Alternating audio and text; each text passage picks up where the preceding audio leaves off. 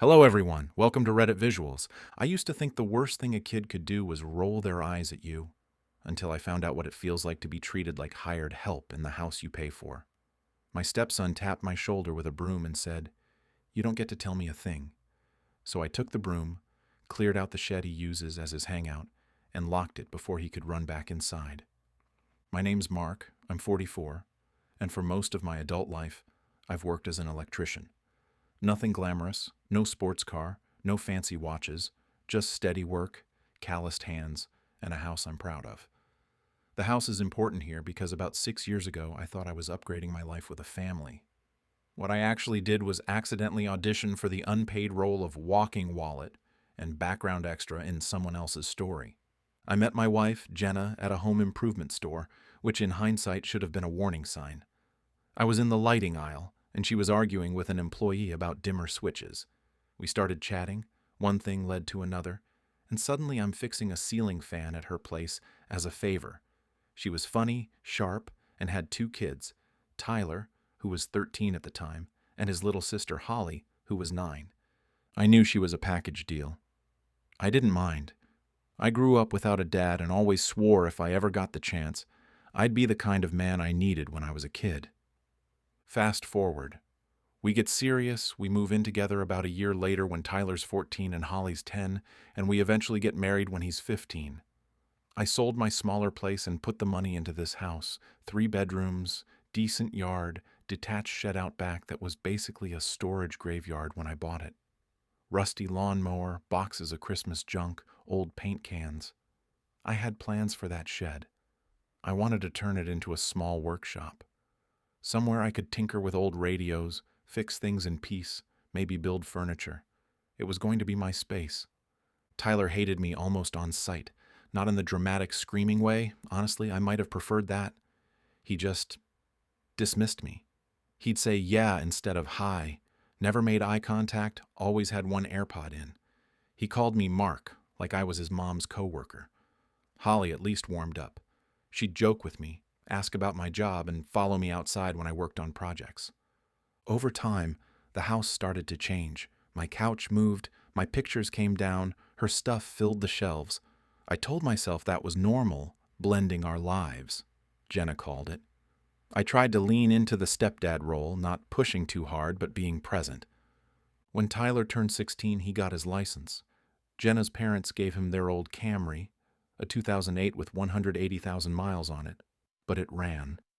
I added him to my insurance policy because Jenna was already stretched thin financially from her divorce, and I figured, this is what you do. You help. I covered his gas for a while, too, and paid for him to join a recreational soccer league because Jenna said it would help him adjust. And that's how the shed situation happened. About 6 months after Tyler got his license, when he was 16 and a half, I came home one day and mentioned I was finally going to start converting the shed into my workshop. I'd been thinking about it for months. Tyler was at the kitchen table doing homework, or pretending to, and his eyes actually lit up for the first time in a year. "Wait," he said, "you could make that into like a hangout, for my friends and me, so we're not in your way." That sentence right there, "so we're not in your way." That's how I got played. I hesitated. I'd been looking forward to having my own space, but Jenna was standing right there, and she got this hopeful look on her face. "That's actually a great idea," she said. "He'd be right here, safe, not out driving around." And I caved. I told myself, you can always build a workshop later. This kid barely looks at you. Maybe if you do this, he'll finally see you as someone who cares.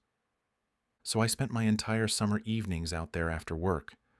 Insulated the walls, ran electrical properly, installed outlets, lighting, and put in a mini split so it'd be warm in winter and not a sauna in summer. I painted it and put down laminate flooring. I brought out a spare TV from storage, an old but solid couch, grabbed a used mini fridge off Marketplace, and even snuck in a Wi-Fi extender so they'd have a good signal. Tyler never helped, not once. He'd pop his head out, say cool, and disappear back inside. Holly carried some tools back and forth for me. Jenna would bring lemonade and say I was really going above and beyond, like I was a contractor she'd hired, not her husband. When it was finished, Tyler dubbed it the shed, like it was a nightclub. Soon, every afternoon, 3 or 4 teenage boys were out there. I'd hear them laughing, gaming, ordering pizza with my saved debit card info. Just this once, which somehow happened several times a month. I told myself this was good. He wasn't out doing drugs or vandalizing anything. He was safe, steps away. If I were honest, part of me liked hearing chatter coming from the backyard. I'd grown used to a quiet, empty house before Jenna. But here's where it started to sour. I'd knock on the shed door sometimes, just to tell them dinner was ready or I was going to turn in. Tyler would open it just enough to slip out, like I was some stranger trying to sell him something. His friends would fall silent, staring at me like wildlife spotting a hiker. "Hey guys," I'd say. A few nods, a couple mumbled, "Hey." Door shuts. I became the Wi-Fi and power bill, not a person. The emotional wound, the one that really lodged in my chest, came about 6 months after the shed was finished. Tyler was 17 now, a senior in high school. It was a Saturday. I'd just gotten back from a long call-out, rewiring half of a restaurant after they tripped every breaker known to man. I'm exhausted, covered in drywall dust, smelling like old fryer oil. I go to the kitchen and start rinsing my hands at the sink. The back door is open a crack and I can hear the boys in the yard. Tyler's voice, "He's not my real dad, man. He just lives here." One of the boys laughs. "Bro, you got a whole shed and free pizza. I'd call him whatever he wants."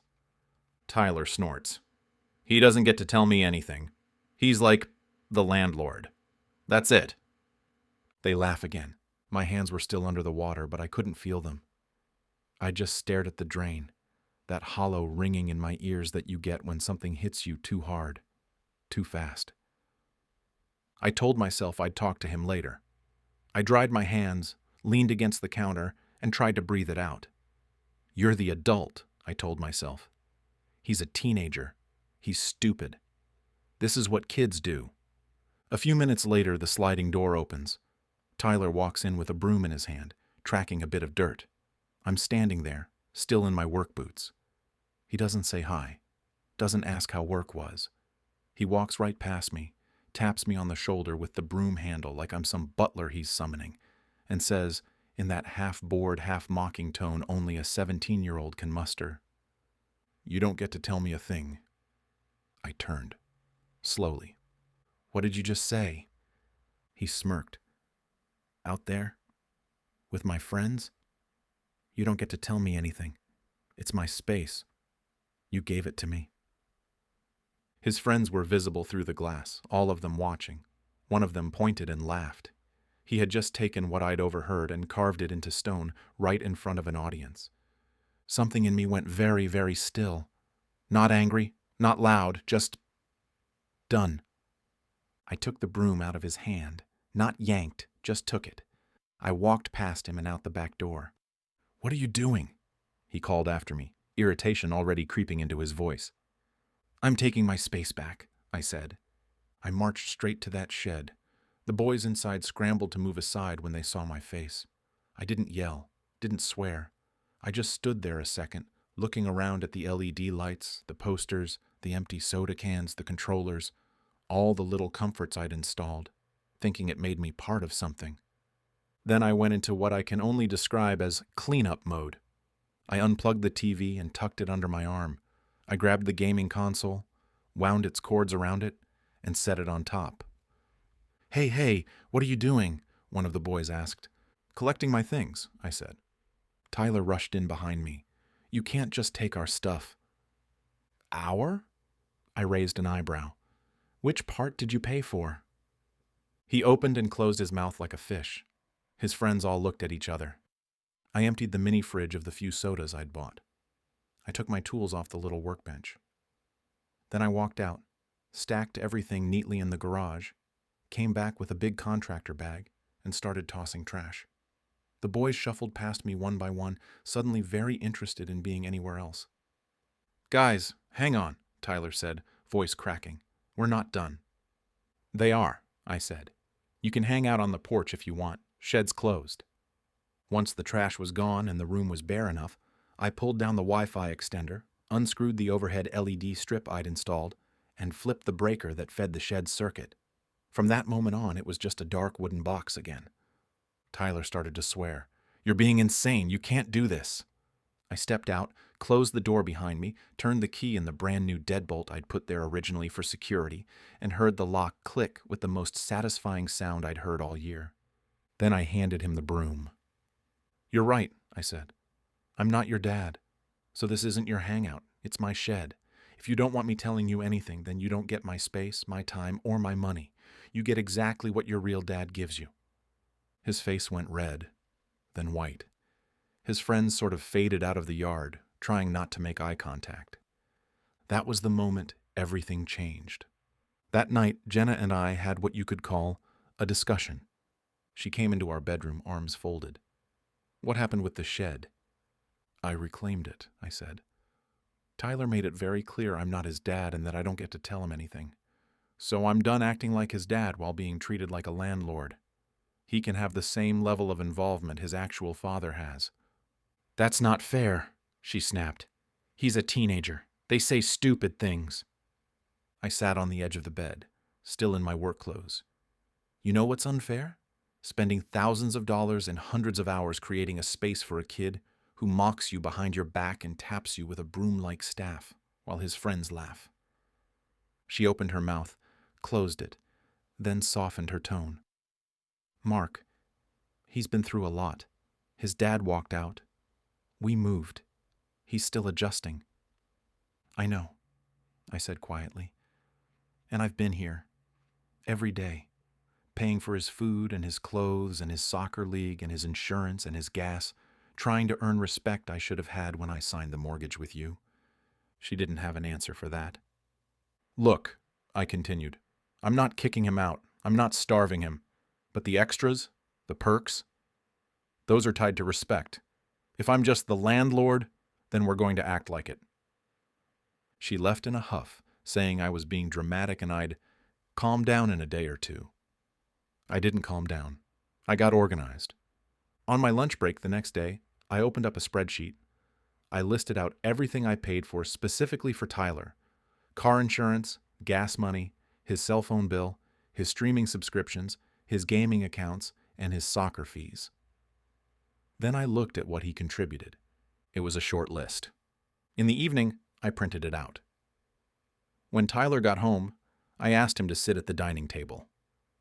Holly, sensing drama, hovered in the kitchen like a ghost. "What now?" he muttered, dropping into the chair. I slid the paper over to him.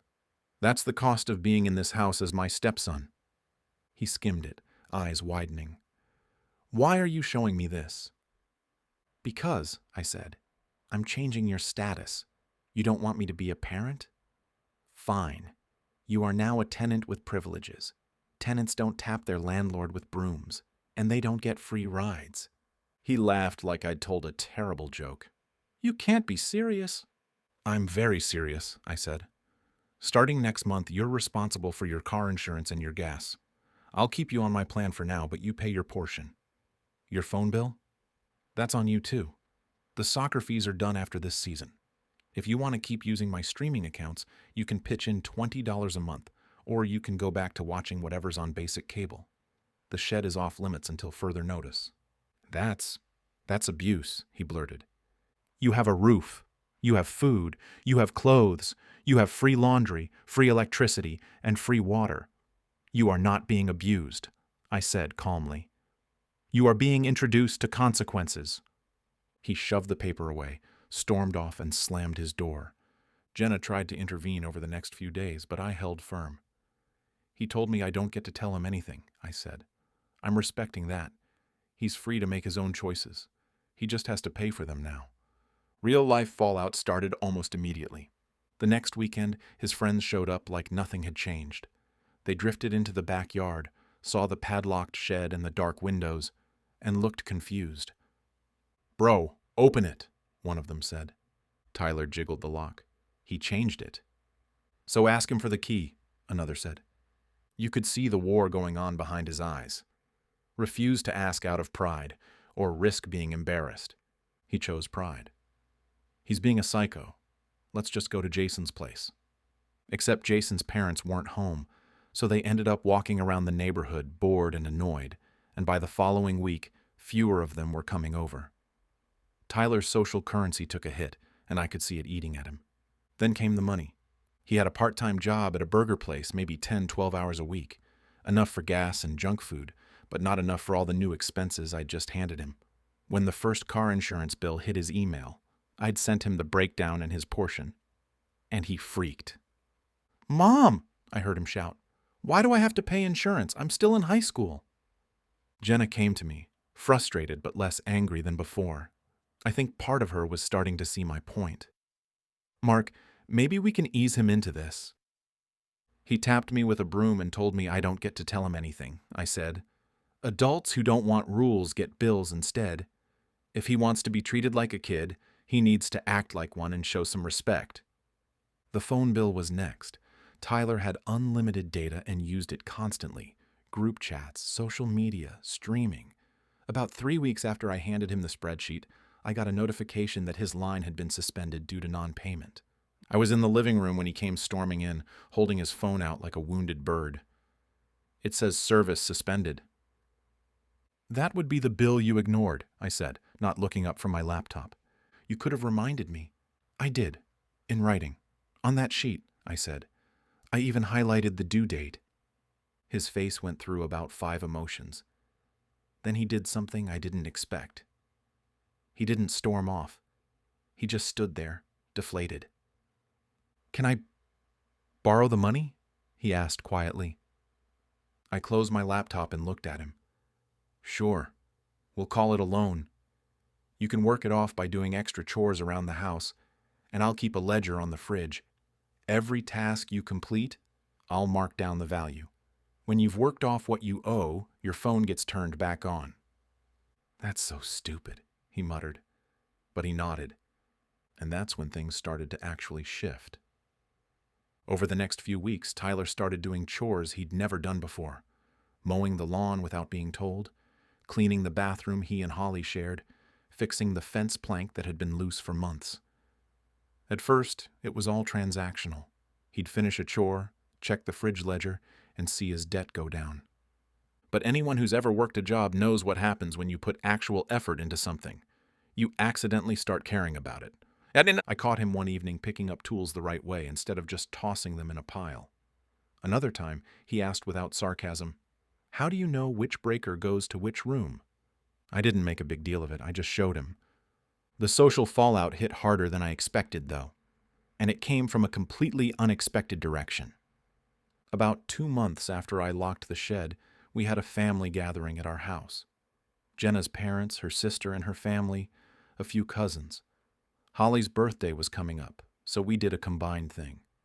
Tyler sulked in the corner most of the time, scrolling on his phone when it was working. He'd managed to pay off his debt by then, but he was still resentful. At some point, Jenna's dad, old school guy, opinionated, the kind who thinks kids today are soft, asked me casually, "So, how's the shed club going? Jenna said you built them quite the spot." I shrugged. "Closed for renovations." Jenna shot me a warning look. Tyler's jaw tightened. One of the cousins, about Tyler's age, smirked and said, "Yeah, I saw that video. That was wild." The room got quiet. I straightened up. "What video?" I asked. Tyler went pale. "Nothing. It's nothing." Holly, bless her chaotic soul, piped up. "The one where you called Mark the landlord. Your friend posted it." You could feel the temperature in the room drop about 20 degrees. Jenna's mom frowned. "Tyler, what video?" He stammered something about jokes and, "It's not a big deal." Holly pulled out her phone. "I can show you. He sent me the link because he thought it was funny and I should show my friends." She held it up. On the screen was a TikTok video of Tyler's friend had filmed him in the shed, and Tyler was ranting. "This old dude thinks he's my dad just because he pays for stuff. He's not even my dad. He's just the landlord, the Wi-Fi guy." His friends were all laughing in the background, and Tyler was eating it up. Nobody talked. The video ended. Jenna's dad looked at me, then at Tyler. You talk like that about the man who feeds you? Tyler's cheeks were on fire. It was just a joke, the old man snapped. You think feeling entitled to everything you haven't earned is funny? Tyler's mouth snapped shut. Jenna looked like she wanted to disappear. Even Holly looked uncomfortable. I didn't gloat. I didn't pile on. I just said quietly, "This is why I locked the shed and stopped paying for his extras. I'm not punishing him. I'm stepping back and letting his idea of me match reality." The room stayed quiet. But for the first time, I felt like other people saw what I'd been dealing with. Jenna's dad nodded slowly. Her sister gave me this look of sympathy mixed with respect. Even Jenna didn't defend him this time. Tyler excused himself and went to his room. The party continued, but it was awkward. The next major blow came about a month later, and it wasn't from me. It was from Tyler's real dad. Tyler's father, Dean, was a ghost with a Facebook profile. He'd flit in once every few years, drop off a video game for Christmas, and disappear again. Tyler had built this fantasy in his head that Dean was the cool parent, the one who'd let him do whatever he wanted if only circumstances were different. One evening, I was in the garage organizing when I heard Tyler on his phone in the driveway. The garage door was open, and his voice carried. "Yeah, but it's only like $5,000, he was saying. "You could co-sign the loan and I'll pay it back, I swear. It's for a better car. The Camry's dying and I need something reliable for work and college." I didn't hear the full reply, but I caught phrases through the phone. "Buddy, times are tough. Your mom's husband seems to have it handled. Ask him." When Tyler hung up, his face was a mix of anger and shattered hope. He stood there for a second, then noticed me in the garage. "How much of that did you hear?" he asked, voice tight. "Enough," I said. He kicked at the gravel. "He told me to ask you." "That sounds like him," I said. "He said you're the one who acts like my dad, so you should handle it." Tyler laughed, but it was bitter. He actually said that. "You've got a guy who acts like your dad. Use him." That stung in a way I didn't expect. Not because it hurt me, it validated everything I'd been feeling, but because I could see it was destroying Tyler's fantasy. "What did you say?" I asked. "I hung up," he muttered. Then I looked for Mom. "She's at work. Holly's at a friend's. And you're here, like always." He huffed out a humorless laugh. "You're always here." We stood in silence for a moment. "I'm not co-signing a loan for you," I said. He nodded, not even surprised. "I figured.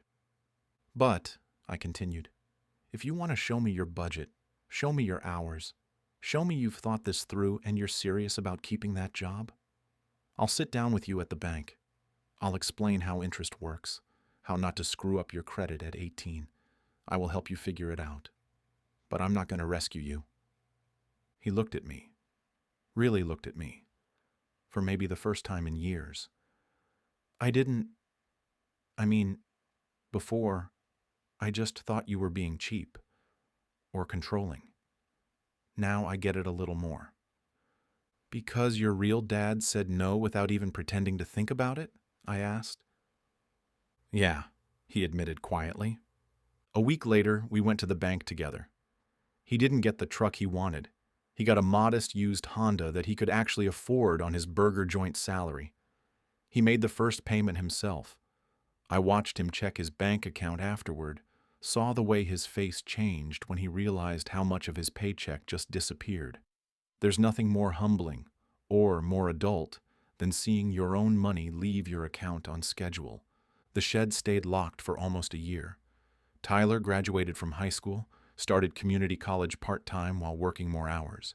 He stopped asking about it. I think he assumed it was just done, a permanent symbol of how badly he'd screwed up. One Saturday afternoon, I was in the garage sorting tools when he came in. He was holding something in his hand, the old shed key, the one that didn't work anymore since I'd changed the lock. "Can we talk about the shed?" he asked. "Sure," I said, leaning against the workbench. "I know I was an ass," he said without prompting. "To you, to Mom, to everyone, really. I thought the shed was like proof that I mattered, that someone would just give me stuff, Because I exist. And when you took it away, I wanted to blame you. But looking back, I handed you the broom, you know? That line almost made me laugh. Almost. I don't think I'm ready to just give it back to you as a hangout, I said. But I've been thinking maybe it's time it goes back to what it was supposed to be. He frowned. What do you mean? A workshop, I said. I was going to use it to build things, fix things, work with my hands. If you want to hang out in there sometimes, you can. But I'm not furnishing your clubhouse anymore. You want a gaming setup? You save up, you buy your own TV, your own couch, your own mini fridge. I'll show you how to wire it safely. The rest is on you. He nodded slowly. That's fair. We walked out there together. I unlocked the door, flicked on the breaker. The room was empty and echoey, but it felt like a blank slate, not a punishment anymore. We spent that afternoon installing a proper workbench. I showed him how to mount a vise, how to sort screws, and how to read a wiring diagram.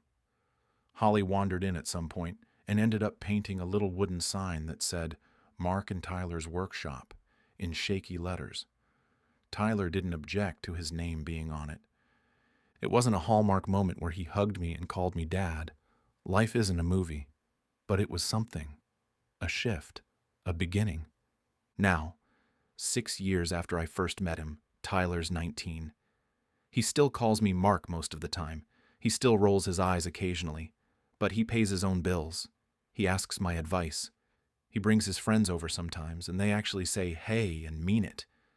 And every once in a while, when he thinks I'm not listening, he'll say something like, Mark showed me how to fix that, or my stepdad helped me with the bank stuff. It's not a tearful, you were my real dad all along speech. It's quieter than that. Smaller. But honestly, it's enough. So Reddit, you tell me, was I the asshole for taking the broom, clearing out the shed, locking it down, and then putting my stepson on a financial reality check until he learned what respect actually looks like? Did I go too far by canceling the perks and treating him like a tenant when he insisted I wasn't his dad? Or was that the only way he was ever going to grow up? What would you have done if a kid you'd been raising for years tapped you with a broom-like staff and told you that you don't get to tell him a thing? Let me know in the comments. Seriously, I want to see your verdicts. And if you enjoyed this story or it hit a little too close to home, please like the video and subscribe to Reddit Visuals. It really helps the channel grow and lets us keep bringing you more stories like this. Thanks for watching.